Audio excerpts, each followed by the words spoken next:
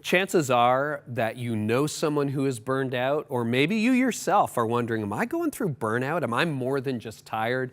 Burnout seems to be an epidemic today, and that shouldn't be a surprise to us. First of all, the pace of life is moving faster than ever, but all you have to do is flip back to the Old Testament and you realize Elijah kind of burned out. I mean, he had this amazing showdown with the prophets of Baal, and he wins, God wins, and then you find him hiding and wanting to die.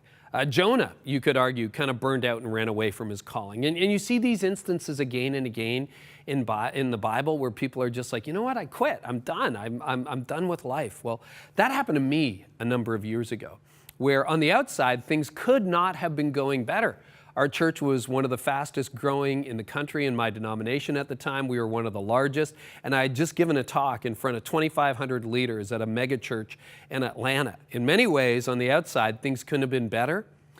But what happened when I flew back from Atlanta one spring morning and landed in Toronto, it's like I fell off a cliff.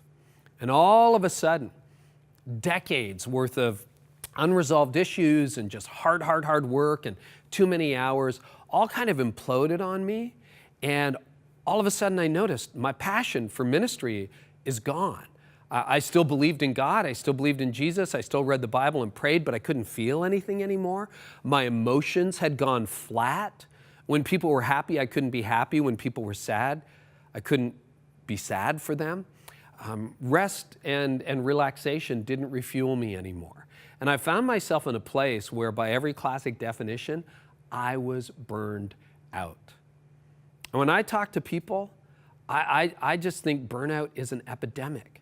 Now, the good news is you can come back.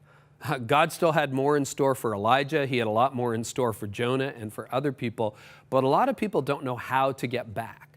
So what are some keys to overcoming burnout? I've got a few I want to share with you in our time together.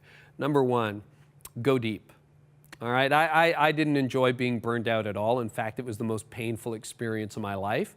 But God, through a number of Christian counselors and people around me, said, Carey, there's some stuff I want to get out of you. And I kind of thought my future was over. I didn't know whether I could still be in ministry, let alone write books and speak to leaders around the world and do the things I've done over the last decade. But the ancients called it sanctification. And God had to remove some stuff, not stuff that would get you fired, but just like wrong beliefs and lies that just had to come out before God said, now you're ready for the next level. So if God wants to go deep, let him go deep, because it's probably because he wants to take you far. Second, denial is an accelerator. So if you just deny you're burning out, it's just going to make it worse. And third, once you start to get healthy again, the key to sustained health and leadership is simply this. You've got to live in a way today that will help you thrive tomorrow. And since I burned out 13 years ago, I've used that as a little axiom that I want to live in a way today that will help me thrive tomorrow. I got to live in a way in terms of rest and relaxation that will help me thrive financially, physically, spiritually, emotionally. I've got to be in a place where I've got habits today that will help me not just survive tomorrow, but thrive tomorrow. And the problem with a lot of us is we say, oh, you know what, it's just a busy season, it's just a busy season. Yeah, well, the thing with seasons is they have beginnings and endings. And for a lot of us, our season has no end. And then it's not a season, it's your life. So, what can you do today in a way that will help you thrive tomorrow? That'll help you recover from burnout. And I just hope that you find the grace of God if you're in a season like that now.